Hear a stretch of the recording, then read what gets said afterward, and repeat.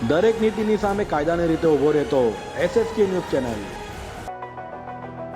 સુરત શહેર એસઓજી પોલીસે બાતમીના આધારે 12 બોરગન તથા 10 જીવતા કારતૂસ અને મોડિફાઈડ હથિયાર લાયસન્સ સાથે બેંકના સિક્યુરિટી ગાર્ડને ઝડપી પાડવામાં સફળતા મળી છે।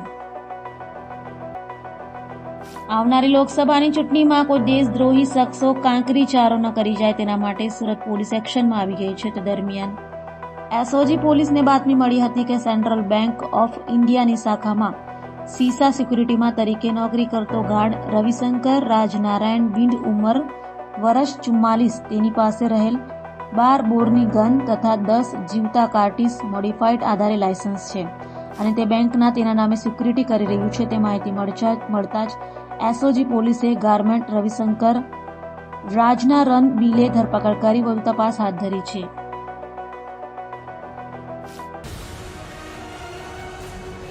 દરેક નીતિની સામે કાયદાની રીતે ઊભો રહેતો SSK ન્યૂઝ ચેનલ।